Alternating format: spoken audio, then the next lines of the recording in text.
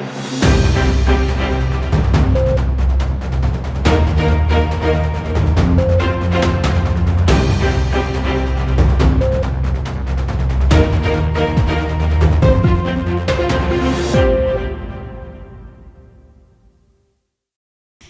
आप देख रहे हैं वीआईपी न्यूज और मैं हूं आपके साथ दीपिका राजपूत। छत्तीसगढ़ से जुड़ी तमाम छोटी और बड़ी खबरों से हम आपको रूबरू कराएंगे। तो चलिए शुरुआत करते हैं खबरों की।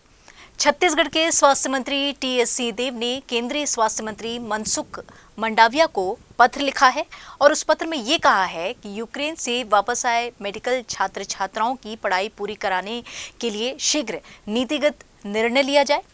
रूस यूक्रेन युद्ध से प्रभावित सभी छात्रों के अध्ययनरत की जो समयावधि है उसको आधार मानकर देश के मेडिकल कॉलेजों में अतिरिक्त सीटें आवंटित कर उन्हें समायोजित किया जाए, जिससे जो छात्र प्रभावित हो रहे हैं उनका जो भविष्य है वो सुरक्षित एवं सुनिश्चित हो सकेगा। इससे देश में डॉक्टरों की कमी भी दूर होगी एवं जो चिकित्सकीय सेवाएं हैं उसका लाभ जनमानस को प्राप्त होगा। 70 विधायकों का समर्थन पत्र है कि हाईकमांड जो चाहेगा। बढ़ेंगे आगे खबरों में। मुख्यमंत्री भूपेश बघेल आज झारखंड दौरे पर रहने वाले हैं। सीएम रायपुर एयरपोर्ट से दोपहर 2 बजे रवाना होंगे। झारखंड पहुंचने के बाद सीएम वहां हीनू में पदयात्रा में शामिल होंगे। इसके बाद विभिन्न कार्यक्रमों में सीएम भूपेश बघेल शिरकत करेंगे। इसके पश्चात करीब 9 बजे सीएम बघेल वापस रायपुर लौट आएंगे।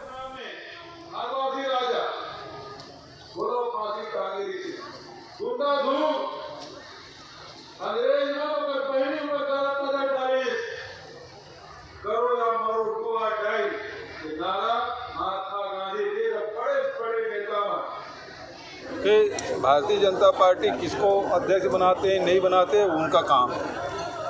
अरुण साहू जी को बनाया गया है, मैं उन्हें बधाई देता हूँ, लेकिन विश्व आदिवासी दिवस के दिन एक आदिवासी को हटाया गया।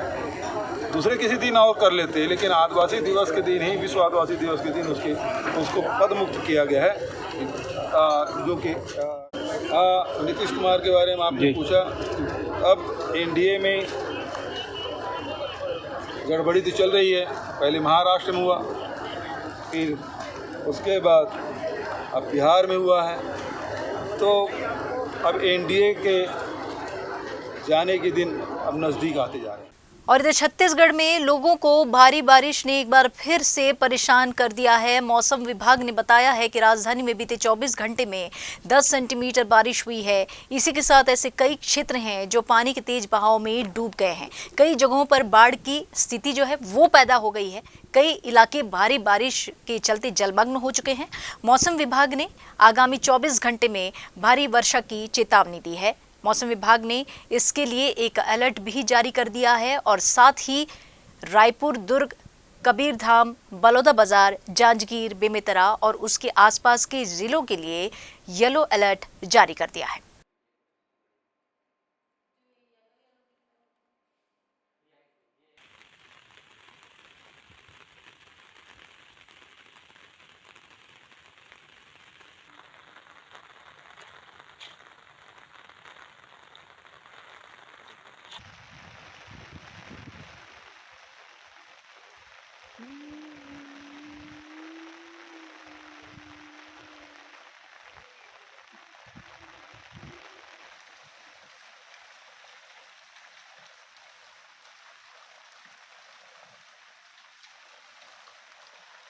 देखो इनके यहाँ डूब गया है। टीवी उवी रखा हुआ था, टीवी पूरा, और मंदिर है। यहाँ बच्चे लोग रो रहे हैं, तो आप प्लीज कृपया। भारतीय गोंडवाना गौंड महासभा और समस्त आदिवासी समाज ने विश्व आदिवासी दिवस कार्यक्रम का आयोजन किया है, जिसमें मुख्य अतिथि के रूप में सीएम बघेल शामिल हुए। इस मौके पर सीएम भूपेश बघेल ने भाजपा पर तंज कसा और कहा कि विश्व आदिवासी दिवस के दिन भाजपा ने आदिवासी प्रदेश अध्यक्ष विष्णुदेव साय को हटा दिया और उनके स्थान पर एक गैर आदिवासी को अध्यक्ष बना दिया। यह उचित नहीं है। मुख्यमंत्री भूपेश बघेल ने केंद्र पर बीजेपी सरकार के एनडीए गठबंधन को लेकर भी सवाल खड़े किए और ये कहा कि एनडीए के दिन अब पूरे हो गए हैं। महाराष्ट्र में हुए सत्ता परिवर्तन और इसके बाद बिहार में हुए परिवर्तन इस बात को साबित करते हैं। साथ ही सीएम ने केंद्र सरकार को अहंकारी बताया और ये कहा कि केंद्र सरकार एजेंसी का दुरुपयोग कर कांग्रेस को दबाने का प्रयास कर रही है। कि भारतीय जनता पार्टी किसको अध्यक्ष बनाते हैं नहीं बनाते उनका काम है। अरुण साहू जी को बनाया गया है, मैं उन्हें बधाई देता हूँ। लेकिन विश्व आदिवासी दिवस के दिन एक आदिवासी को हटाया गया है। दूसरे किसी दिन और कर लेते हैं, लेकिन आदिवासी दिवस के दिन ही, विश्व आदिवासी दिवस के दिन उसको पद मुक्त किया गया है। जो कि नीतीश कुमार के बारे में आपने पूछा। अब एनडीए में गड़बड़ी तो चल रही है। पहले महाराष्ट्र में हुआ, फिर उसके बाद अब बिहार में हुआ है। तो अब एनडीए के जाने के दिन अब नज़दीक आते जा रहे हैं। रुक करेंगे अगली खबर की ओर। तो जिले के 60 से अधिक गांव के ग्रामीणों ने मिलकर विश्व आदिवासी दिवस मनाया। इस दौरान सभी ग्रामीणों ने बोधघाट परियोजना को लेकर विरोध जताया है और शासन प्रशासन के खिलाफ रैली निकालकर जमकर नारेबाजी की। इनका कहना है कि सरकार इनकी बातों को नजरअंदाज करती है और प्रस्ताव को पूर्ण नहीं कर रही। बोधघाट संघर्ष समिति के माध्यम से आज जो 2,500 से 3,000 लोग इकट्ठा हुए हैं और हमारा नारा है जल जंगल जमीन। आदिवासियों का जल भी है, जंगल भी है और जमीन भी है। और इस संघर्ष के माध्यम से हम शासन प्रशासन को क्षेत्र के समस्याओं को अवगत कराना चाहते हैं। अभी जो वर्तमान में जो चल रही है हमारे इस बोधघाट क्षेत्र में, बारसूर क्षेत्र में बोधघाट परियोजना को लेके हम इसका घोर विरोध करेंगे, क्योंकि हमारे जो आदिकाल से निवासरत है क्षेत्र के आदिवासी भाई, क्षेत्र के माताएं बहनें, हमारे दादा परदादाओं के समय से जीवित रह रहे, जिस जंगल को, जिस जमीन की रक्षा करते हुए वहाँ से अन्न उगा करके उसका हम कदापि आहित होने नहीं देंगे।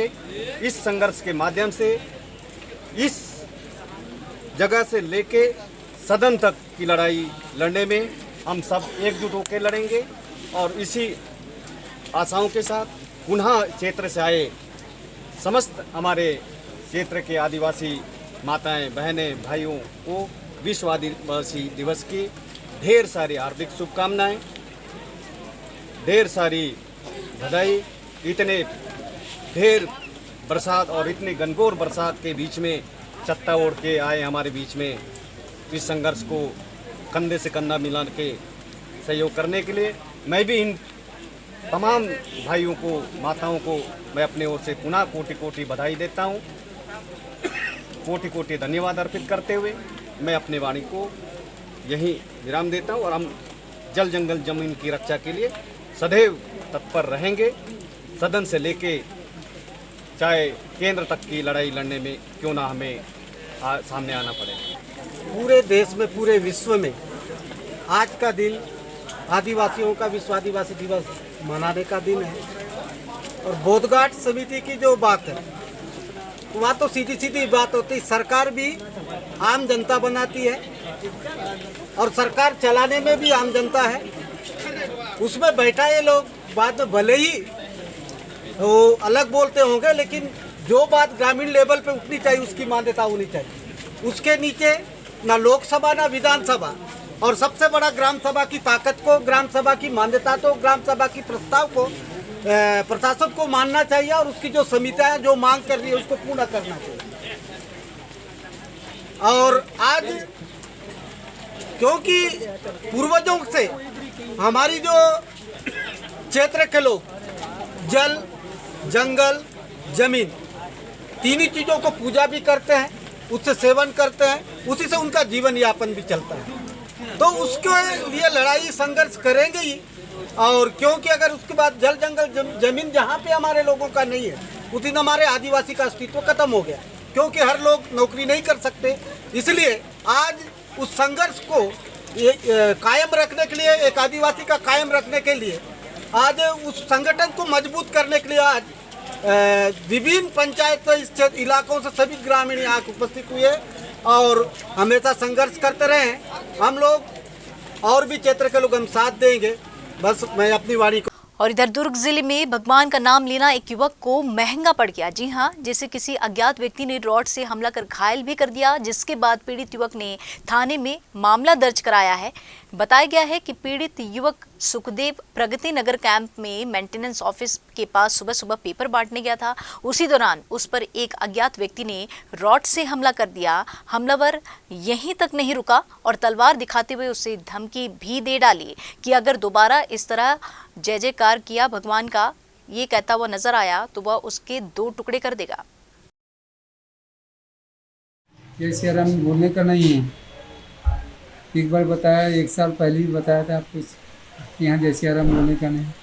अब मेरे मुँह से आवाज़ निकली जय श्री राम। उसने बोला कि यहाँ से गाली वाली दिया उसने, और गाली देने के बाद में उसने राड निकाला, मेरे को मार दिया। मारने के बाद में मैं दौड़ते हुए भागा, फिर उसने तलवार निकाला मारने के लिए। रुक बोलता है तो काटता हूँ। मैं साइकिल पकड़ा और आ गया सुबह चौक में। सुबह चौक में 2-4 बच्चे थे, 9 बजे वाले। मोड़ क्या हुआ, बोलता है ऐसी ऐसी घटना हो गई। बोलता चलो हम चलते थाना लगे। उन्होंने सहयोग की बेचारे, कल आंदोलन करेंगे कि रैली निकालेंगे।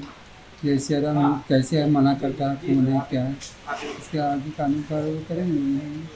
9 बजे 9:30 बजे के आसपास की बात है। सुखदेव जी हैं हमारे, ये जो 20-25 सालों से पेपर बांटने का काम करते हैं। हम लोग इनको बचपन से देख रहे हैं, जय श्री राम करते हुए लगातार पूरे बिनाई भर में अपना पेपर बांटते हैं।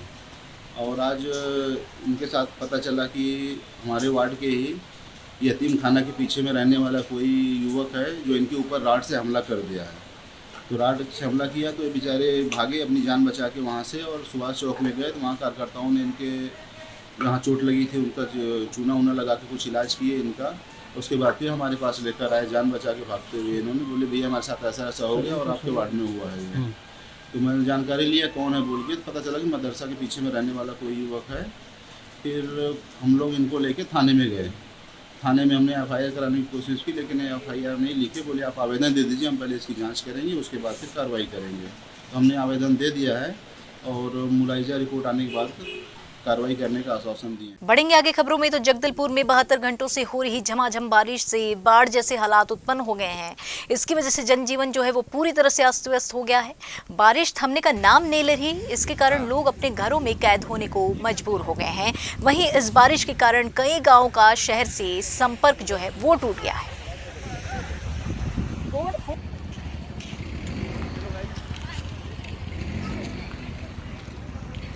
हम लोग बैठा हुआ सब दिखा रहा।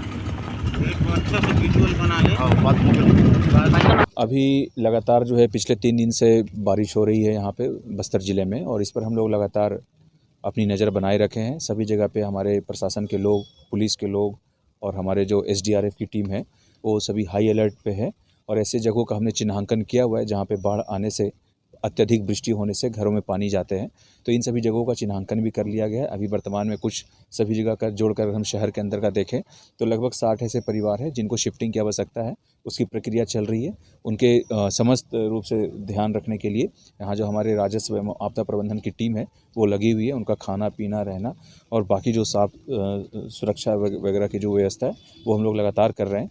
इसके साथ ही साथ में हमारा एक जो कॉल सेंटर है वो भी चल रहा है। वहाँ पे कोई भी दिक्कत होने से वो ऐसे कंट्रोल रूम काम करके सभी जगह से जानकारियाँ इकट्ठा कर रहे हैं। अभी तक जो सूचना है, जो हमारी इंद्रावती का फ्लड लेवल वाटर है वो थोड़े डेंजर मार्क से ऊपर है, क्योंकि अभी लगातार वृष्टि हो रही है। लेकिन हर एक जगह पे, चाहे वो हमारा ग्रामीण क्षेत्र हो, शहरी क्षेत्र हो, सभी जगह पे हमारे लोग अलर्ट हैं। फील्ड में विजिट भी कर रहे हैं।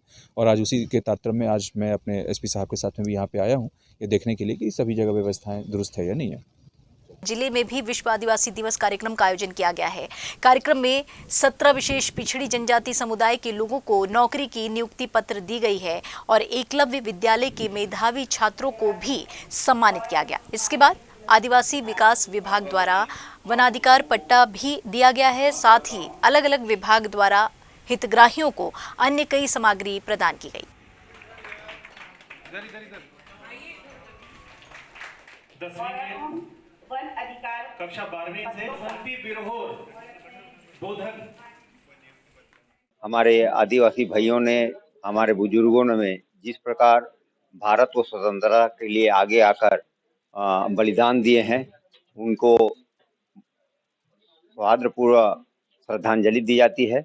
और हमारे आदिवासी जो रायगढ़ जिला है, विशेष करके आदिवासियों की जिला है ये, और यहाँ अभी भी कुछ पिछड़े वर्ग आदिवासी हैं। उनकी उत्थान के लिए हमारे सभी अधिकारीगण, हमारे सीएम साहब, हमारे मुख्यमंत्री जी, मंत्री जी, सभी लोग उनकी व्यवस्था के लिए आगे आकर बढ़ रहे हैं। और मैं चाहता हूं कि हमारे कांग्रेस की पीरियड में उनके लिए बिजली, घर और सड़क की व्यवस्था अतिशीघ्र हो जाए। जिसमें कि इंडिविजुअल फॉरेस्ट राइट में व्यक्तिगत वन अधिकार पत्र में 150 पट्टे जो है वो हमने जिले में वितरण किए हैं। उसके साथ ही सामुदायिक वन संसाधन अधिकार के 2 पत्र हमने वितरण किए हैं, लैलूंगा क्षेत्र के हैं दोनों। उसके साथ जो हमारे एकलव्य विद्यालय हैं, वहाँ पे जो 10वीं और 12वीं के मेरिटोरियस छात्र होते हैं, उन्हें भी सम्मानित किया गया है प्रशस्ति पत्र के द्वारा। और एक अंत्यावसायी के द्वारा ट्रैक्टर का वितरण किया गया, ट्रैक्टर और ट्राली दोनों हैं, उसको लोन दिया गया है, उसका वितरण भी किया गया। साथ ही साथ में हमारे यहाँ पे जो नियुक्तियां दी जानी है छत्तीसगढ़ शासन के द्वारा, जून में 26 जून को ये जीएडी का एक आदेश आया है, जिसमें विभिन्न जिलों के जो सर्वे में पात्र पाए गए पीवीटीजी यानी विशेष पिछड़ी जनजाति समुदाय के हितग्राही हैं, उन्हें सीधी भर्ती देने के लिए छूट दी गई थी। तो छत्तीसगढ़ के रायगढ़ जिले में 65 अभ्यर्थियों की सूची हमें प्राप्त हुई थी। उन 65 में से 15 पूर्व से हमने नौकरी में उन्हें ले रखा है, ट्राइबल में ही 10 हैं, 2 शिक्षा विभाग में और 1 आईसीडीएस में 13, और 2 लोग मृत हो चुके हैं जिन्हें सरकारी नौकरी पहले से मिल चुकी है। इस प्रकार 50 बचे और 50 को भी हमने स्क्रूटनी किया, उसमें से 1 माइनर निकला, मतलब नाबालिग है, और 1 का नाम रिपीट हुआ है। इस प्रकार से 48 बचे। तो इन 48 में सभी का हमने स्थायी जाति प्रमाण पत्र बनवाने का प्रयास किया और मिशन मोड पे हम 23 से ज़्यादा, लगभग 27 का जाति प्रमाण पत्र बनवाए हैं। और इसमें से जो 23 लोग हैं, इनकी अभी हमने आज नियुक्ति पत्र जारी करवाई है, जिसमें से 17 लोगों को जिला शिक्षा अधिकारी के द्वारा, 3 लोगों को सीएमएचओ के द्वारा और 3 लोगों को कलेक्ट्रेट में ही नियुक्ति दी गई है। रुक करेंगे अगली खबर की ओर। तो प्रदेश में इन दिनों भारी बारिश हो रही है, जिसके कारण लोगों का जीवन अस्त व्यस्त हो गया है। ऐसा ही नजारा राजनांदगांव के जिला अस्पताल में भी देखने को मिला, जहां पूरे हॉस्पिटल में घुटनों तक पानी भर गया है, जिसके कारण मरीजों और उनके जो परिजन हैं उनको काफी परेशानियों का सामना करना पड़ रहा है। वहीं ड्यूटी में तैनात डॉक्टर और नर्स को दिक्कत हो रही है। यह नज़ारा देख अस्पताल के बड़े बड़े दावों की जो पोल है वो खुल गई है। फिलहाल अस्पताल प्रबंधन अब पानी निकलवाने की जुगत में लगा हुआ है।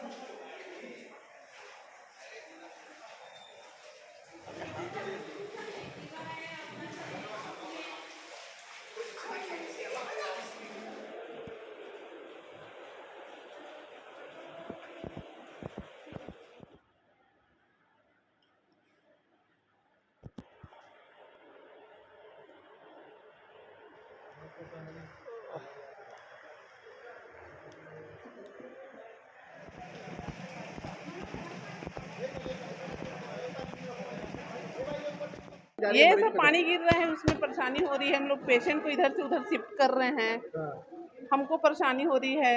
ये हर बार का यही आलम हाँ, ये हर बार का यही होता है। किसी को लेके आया हूँ, एडमिट है यहाँ पर और ये डिस्चार्ज हो गया है। अभी पानी एकदम बाढ़ जैसा आ गया है, निकलने के लिए मुश्किल है और मरीज का तो और हालत ख़राब हो जाएगा ये पानी का नाम लेकर। और बाल बच्चे वगैरह पकड़ के हम आए हैं, भारी दिक्कत का सामना करना पड़ रहा है सर। हॉस्पिटल में आ नहीं जा रहा है, कोई जा पा नहीं पा रहा है बाहर, इसकी वजह से बहुत दिक्कत हो रही है। हॉस्पिटल में पानी भर गए, मरीज मन सब ये होते और यहाँ कोई देखिए नहीं है, और मरीज मन है पूरा ये परेशानी में। देश की वार्ड में आन हम ना देश के होए लड़की है वहाँ आए हम और वो पूरा पानी भर गए तो मरीज लोग कैसे करबो। बढ़ेंगे आगे खबरों में। सूरजपुर जिले में 13 लाख की ठगी करने वाली पति पत्नी में से आरोपी पत्नी को पुलिस ने गिरफ्तार कर लिया है। दरअसल 2 साल पहले पति पत्नी ने सूरजपुर शहर के 6 लोगों से उधारी लेकर फरार हो गए, जिसके बाद पीड़ितों की शिकायत पर पुलिस ने आरोपी पत्नी को आगरा से गिरफ्तार कर लिया है। वहीं जो मुख्य आरोपी पति है वो फरार चल रहा है, जिसकी लगातार पुलिस खोजबीन कर रही है।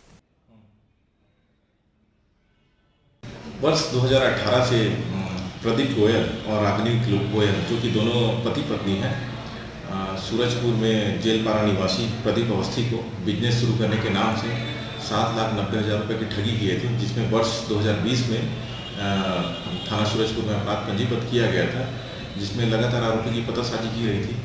जो आज दिनांक को रागिनी गोयल को उत्तर प्रदेश आगरा से गिरफ्तार कर लाया गया है। आरोपी का पति जो है फरार है, जिसकी पतासाजी की जा रही है। फिलहाल इस बुलेटिन में इतना ही। आप देखते रहिए VIP न्यूज़। दीजिए इजाजत। नमस्कार।